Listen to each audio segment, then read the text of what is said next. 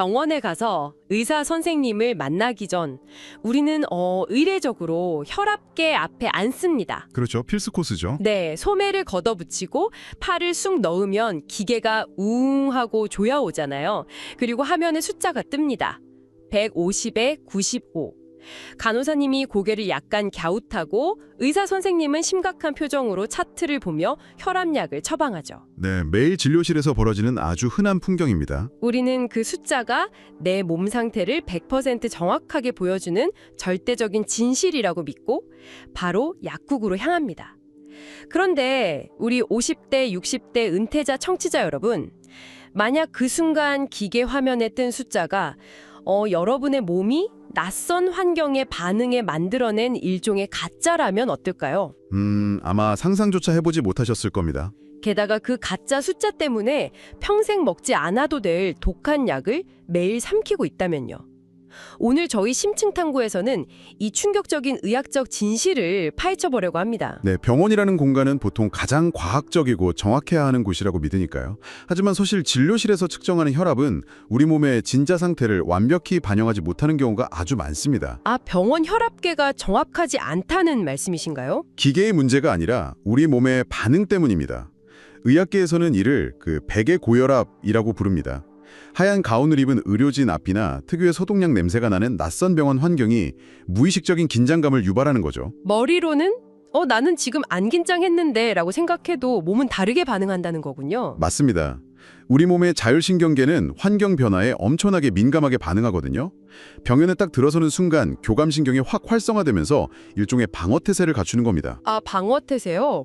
평소 집에서 편안하게 잘 때는 120에 80으로 지극히 정상인 분들이 이상하게 병원 문턱만 넘으면 갑자기 고혈압 환자로 둔갑하게 되는 현상이죠. 단순히 오늘 내가 좀 높게 나왔네 하고 넘길 해프닝이 아니라는 생각이 듭니다. 이번 심층탐구의 목적이 바로 이 지점에 있는데요. 진료실 수치를 맹신하는 것의 위험성을 낱낱이 파헤치고 여러분의 건강을 지킬 유일한 해법을 찾아보는 겁니다. 자, 그럼 우선 이 백의 고혈압이 도대체 얼마나 자주 일어나는 건가요? 소수의 아주 예민한 사람들에게만 해당하는 이야기라고 생각하기 쉬운데 전혀 아닙니다. 대규모 역학조사 결과들을 보면 일반 인구의 약 15%가 이 백의 고혈압을 경험합니다. 15%도 꽤 높은 수치인데요. 그렇죠. 그런데 여기서 정말 흥미로운 점은 연령이 높아질수록 이 비율이 급격히 뛴다는 겁니다. 나이가 들면 혈관의 탄력이 떨어지면서 기본적으로 혈압의 변동폭 자체가 커지거든요. 아, 혈관이 예전 같지 않으니까요. 맞습니다. 그래서 우리 타겟 청취자이신 50대 이상의 고혈압 진단 환자들을 살펴보면 무려 2명 중 1명꼴로 병원에서 가짜 고혈압 수치를 보인다는 데이터도 있습니다. 세상에 2명 중 1명이요? 완전 동전 던지기 확률이네요. 내가 병원에서 고혈압 진단을 받았다면 그게 진짜인지 가짜인지 반번이라는 거잖아요. 네, 그만큼 병원 수치가 불안전하다는 뜻이죠. 게다가 단순히 심리적인 긴장감 때문만이 아니라 아예 물리적으로 기계가 속아 넘어가는 현상도 있습니다. 기계가 속는다고요? 그건 또 무슨 말씀이신가요? 의학적으로 가성고혈압, 즉 가짜 고혈압이라고 부르는 현상인데요. 이건 심리적인 요인과는 무관한 기계적인 오류입니다.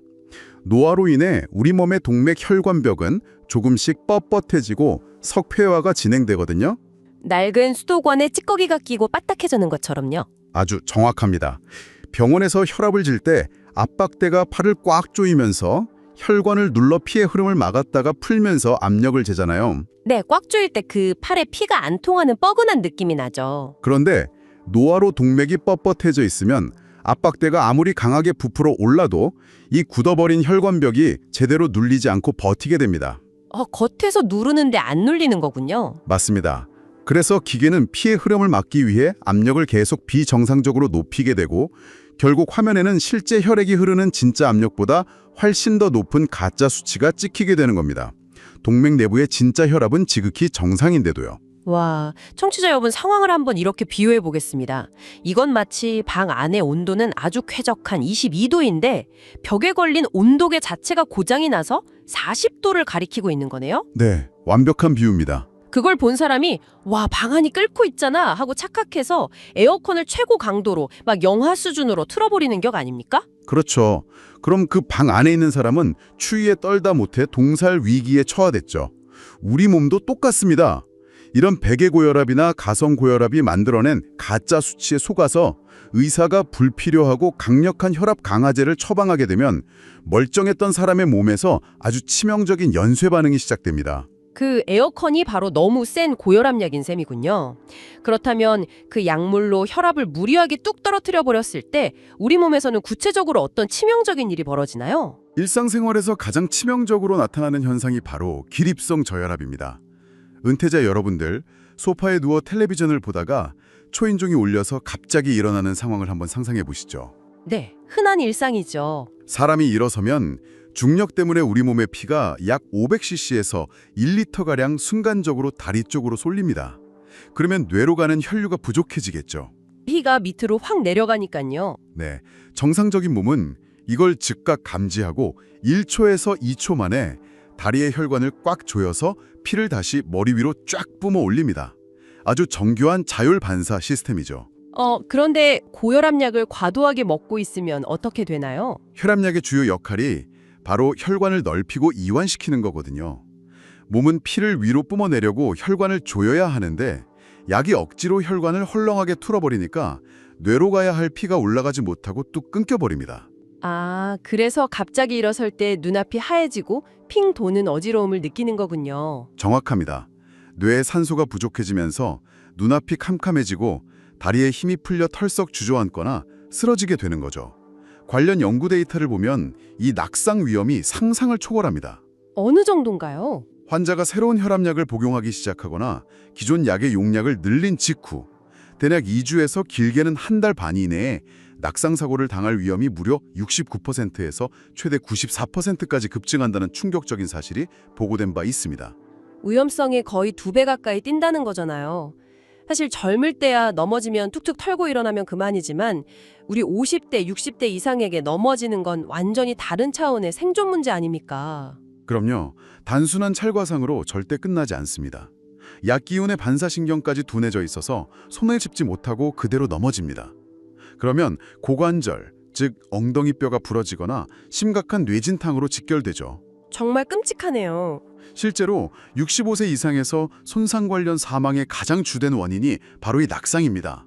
더 잔혹한 현실은 뼈가 붓고 생명을 건진다 해도 심한 손상을 입은 노년층의 64%는 사고 이전의 신체 기능으로 회복하지 못한다는 겁니다. 아, 후유증이 그렇게 남나요? 네, 낙상 후 증후군이라고 하는데요. 한 번 넘어졌던 트라우마 때문에 다시 넘어질까 두려워 걷는 것 자체를 피하게 됩니다. 활동이 제한되고 우울증이 오고 결국 요양원에 입소하는 등 영구적인 자립 상실을 겪게 되죠. 가짜 혈압 수치 하나 때문에 과잉 투약이 시작되고 결국 한 사람의 노후와 존엄성이 완전히 파괴될 수 있다는 뜻이군요. 듣기만 해도 참 무겁고 답답해집니다. 충분히 그러실 수 있습니다. 그런데 전문가님, 여기서 저는 조금 혼란스러운 부분이 있습니다. 청취자분들도 비슷하게 생각하실 텐데요. 우리가 고혈압을 그렇게 무서워하고 무조건 약을 먹어서라도 떨어뜨리려고 하는 이유가 결국 뇌졸중이나 치매를 예방하려고 그러는 거 아닌가요? 네, 그게 현대의학의 옳은 상식이었죠. 그러니까 논리적으로 생각해보면 피가 혈관을 막 강하게 때리는 것보다는 약을 먹어서라도 잔잔하게 흐르도록 낮춰놓는 게 뇌에 무조건 좋은 거 아닙니까? 수치를 무조건 낮춰야 혈관이 덜 상하잖아요. 아주 날카로운 질문입니다. 수십 년간 의사들도 그렇게 믿어왔습니다. 하지만 최근의 대규모 코호트 연구 결과들을 보면 이 맹신이 완전히 깨지고 있습니다. 네, 낮추는 게 좋은 게 아니라고요. 결론부터 말씀드리면 40대나 50대 중년기의 고혈압은 치매 위험을 높이는 게 맞습니다. 그런데 연령대가 75세 이상의 고령자로 넘어가면 이 양상이 180도 뒤바뀝니다. 어떻게 바뀌는데요? 오히려 혈압 수치가 160에서 170 정도로 약간 높을 때 치매 위험이 가장 낮게 나타나는 U자형 곡선 현상이 발견된 겁니다. 잠깐만요. 160에서 170이요? 병원 가면 당장 입원해서 혈압 떨어뜨려야 한다고 난리 날 수치 아닌가요? 이게 도대체 과학적으로 어떻게 가능한 일입니까? 우리 몸의 놀라운 생존 기전을 이해하셔야 합니다. 뇌는 우리 몸 전체에서 혈액을 가장 많이 필요로 하는 핵심 장기입니다.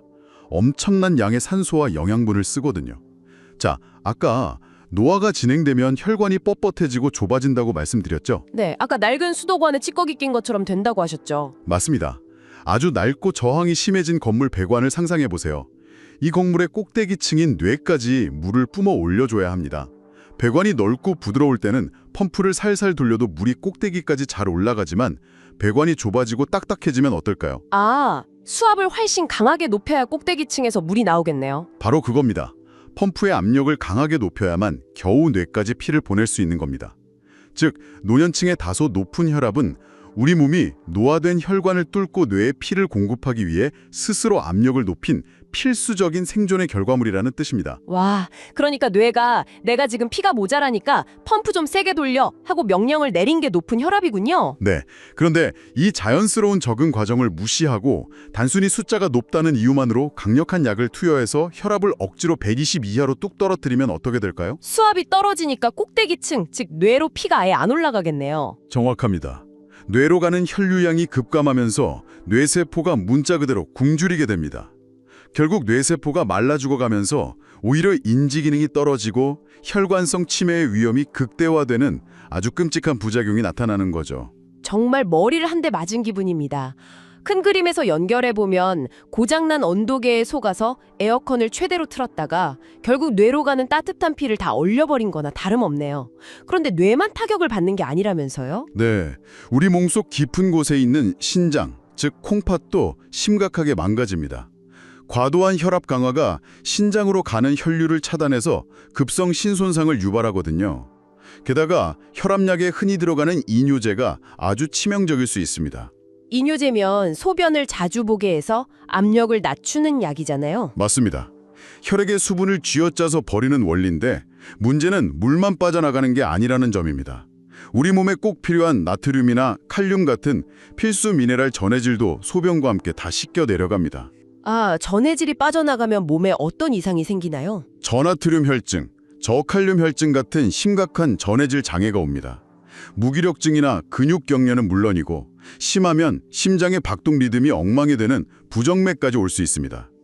진료실 수치 하나 예쁘게 만들려다가 온몸의 핵심 장기가 서서히 파괴되는 겁니다.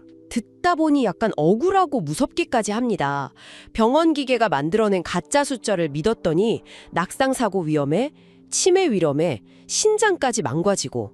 도대체 우리는 어떻게 해야 합니까? 그렇다고 고혈압약 무조건 안 먹고 버틸 수도 없잖아요? 그럼요. 진짜 고혈압은 치료해야죠. 이 혼란 속에서 우리 은퇴자 여러분이 스스로 생명과 건강을 지킬 수 있는 유일하고 과학적인 해결책, 도대체 뭡니까? 아주 명확한 해답이 있습니다.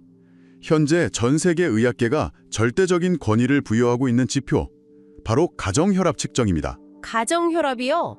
집에서 재는 그 작은 기계가 병원의 크고 비싼 기계보다 더 정확하다고요? 네, 놀랍게도 그렇습니다.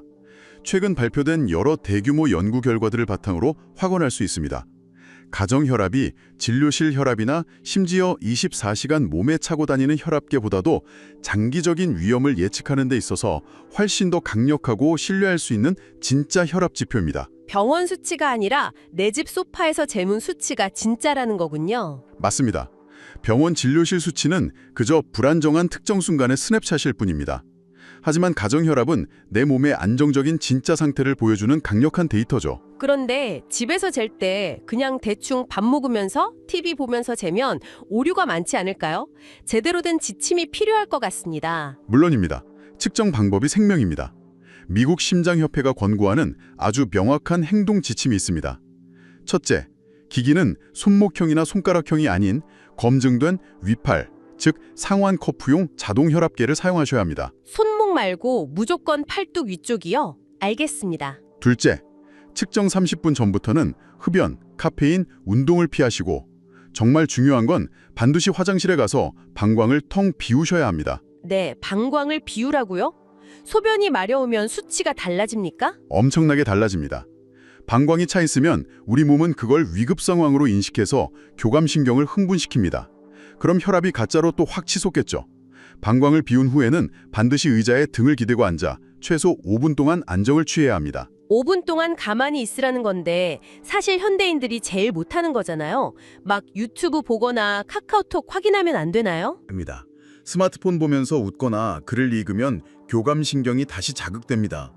온전히 자율신경계가 가라앉도록 5분간 침묵하며 쉬셔야 합니다. 그리고 혈압계 커프의 중앙은 반드시 심장 높이에 맞추셔야 하고요. 아, 팔이 너무 낮으면 쿠션에 받쳐서라도 심장 높이로 올리라는 거죠. 네, 맞습니다. 그리고 가장 중요한 측정 타이밍은 아침에 일어나서 약 복용 전 1분 간격으로 2번, 그리고 저녁 취침 전에 완전히 편안한 상태에서 다시 1분 간격으로 2번 측정해서 꾸준히 기록하는 겁니다. 아, 아침약 먹기 전 2번, 자기 전 2번.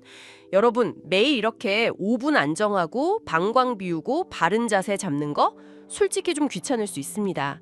하지만 꼭 명심하셔야 합니다. 이 기록이야말로 의사의 진료실 테이블 위에 당당히 올려놓아야 할 여러분 건강의 진짜 블랙박스 데이터입니다. 병원에서 단 1분 만에 측정된 수치에 여러분의 남은 30년 인생을 맡기지 마십시오. 진행자님 말씀이 정확합니다.